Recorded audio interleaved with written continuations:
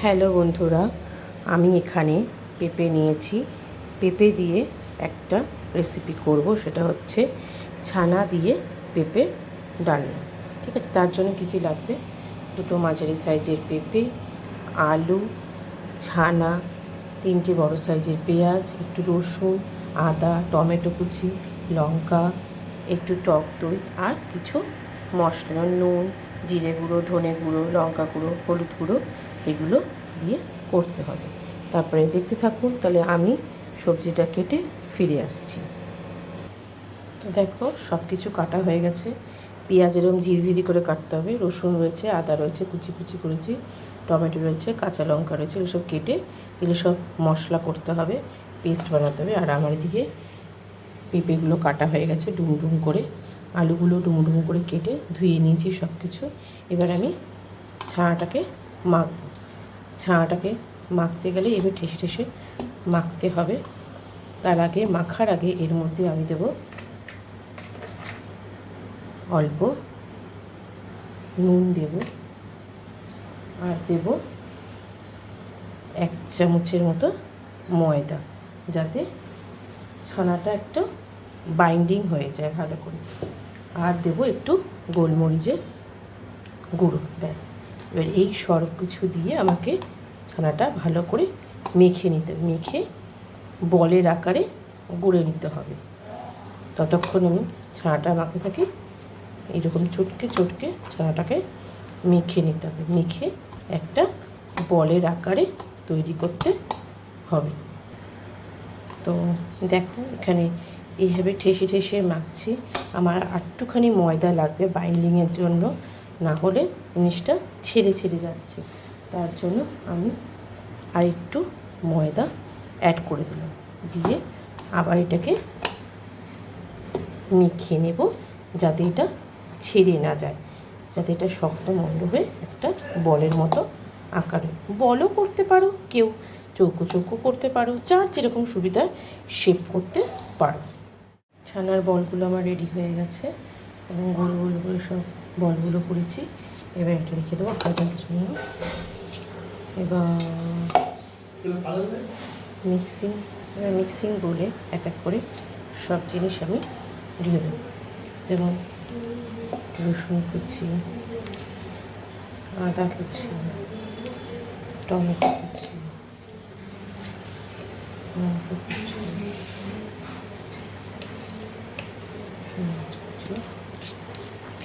সঙ্গে মিক্সিং জারের মধ্যে দিয়ে দেবো।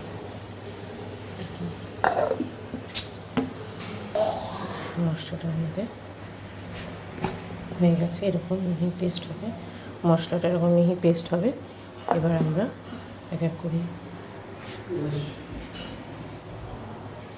তেল গরম হয়ে গেছে, আমরা এক এক করে এই ছানার বলগুলো দিয়ে ভেজে নেব।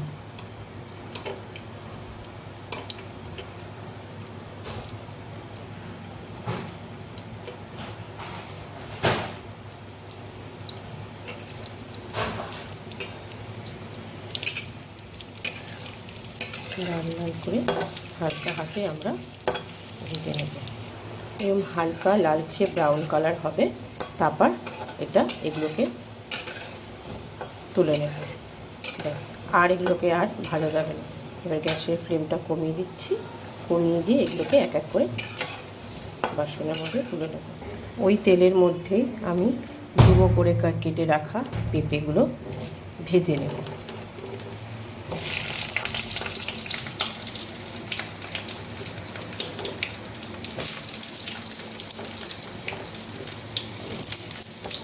পেঁপে আলুগুলোও দিয়ে দেবো, একসাথে ভেজে তুলে রাখবো।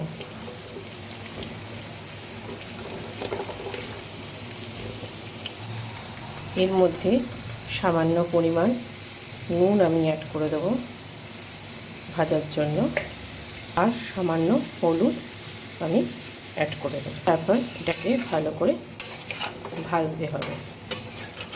ভাজা এরপর নিয়ে গ্যাসের ফ্লেমটা বাড়িয়ে দিয়ে ভালো করে লাল লাল করে ভেজে নিতে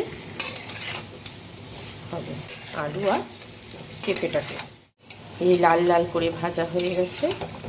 এইগুলোকে এইভাবে লাল লাল করে ভেজে রেখে হবে। এবার এগুলোকে আমি প্লেটে তুলে নেব। ওই তেলের মধ্যে আমি একটু সামান্য পরিমাণে তেল অ্যাড করলাম।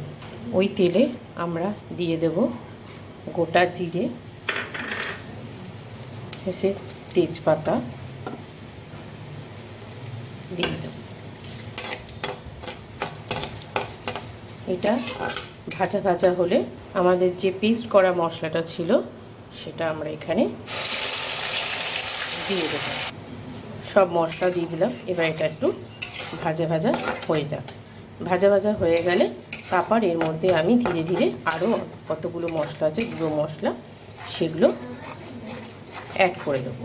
দেখো মশলাটা কষানো হয়ে গেছে, এবার তেলও ছাড়তে শুরু করে দিয়েছে। এবার ধীরে ধীরে এর মধ্যে কিছু গুঁড়ো মশলা আমি অ্যাড করে দেবো। যেমন এর মধ্যে রয়েছে নুন, জিরে গুঁড়ো, ধনে গুঁড়ো, লঙ্কা গুঁড়ো, হলুদ গুঁড়ো, এগুলো আমি সব এক এক করে সব এর মধ্যে দিয়ে দেব। দিয়ে এগুলো আবার কাটে মিশিয়ে নেব যতক্ষণ না এর থেকে তেল ছেড়ে আসছে। এটাকে তেল ছেড়ে এসছে, মশলা ভালো করে কষিয়ে নিয়েছি। এবার এর মধ্যে আমরা কিছুটা ক্রাশ করা গরম মশলা আমরা এর মধ্যে দিয়ে দেব। দিয়ে ভালো করে মিশিয়ে নেব। মশলাটা আমাদের কষে এসছে, দেখুন তেলও ছেড়ে গেছে সাইড দিয়ে। এবার এর মধ্যে সাইড থেকে তেলও ছেড়ে গেছে।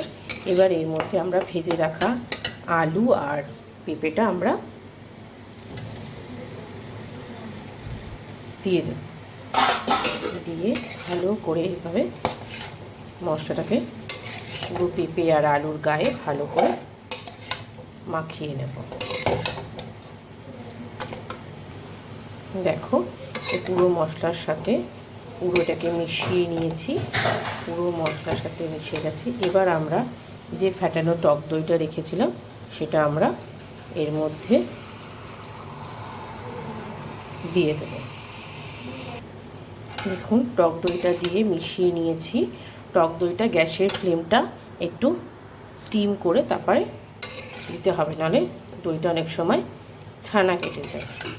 এবার এটা ভালো করে কষিয়ে নিয়ে এর মধ্যে একটু আমাদের এটা কষানো হয়ে গেছে। এবার এটা এর মধ্যে আমরা একটু জল অ্যাড করে দেব।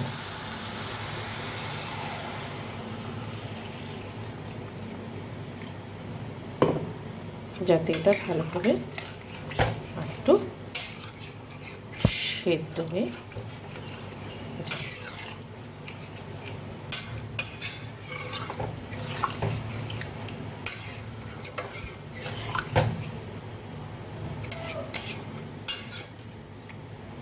জলটা আপনারা আন্দাজ মতো দেবেন, যে যেভাবে খাবে। কেউ যদি শুকনো খায় তো অল্প জল দেবেন। আমি এখানে একটু জল দিলাম, জিনিসটা যাতে ভালো করে ফুটে আসে।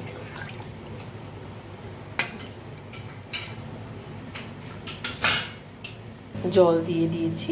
এবার এই সময় আপনারা একটু নুনটা দেখে নেবেন। আমার এখানে একটু নুন লাগলো তাই আমি নুন অ্যাড করে দিলাম। মিষ্টিটা সেদ্ধ হওয়ার পরে দেব। তারপর এটাকে কি করব, একটুখানি নুনটাকে হালকা হাতে মিশিয়ে দেব, নেড়ে নিয়ে তারপর আমি একটা ঢাকনা দিয়ে এটাকে ঢেকে দেব সেদ্ধ হওয়া পর্যন্ত।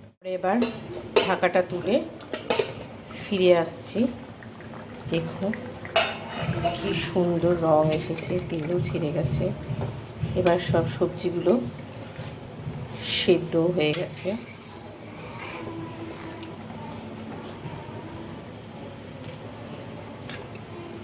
আমি এবার একটু নুন, ঝাল, মিষ্টি একটু চেক করে নেব যে সব কিছু ঠিক আছে কিনা।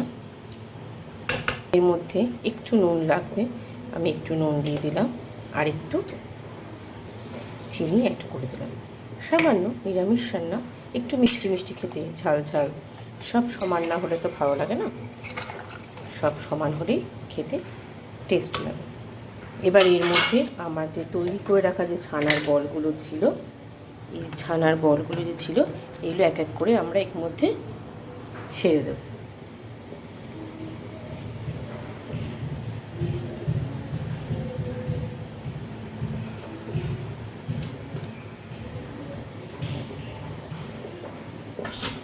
দিয়ে হালকা হাতে আমরা ছানার বলগুলো দিয়ে আমরা হালকা হাতে একটুখানি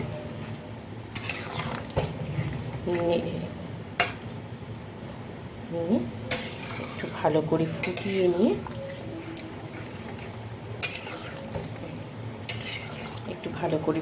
নিতে হবে হালকা।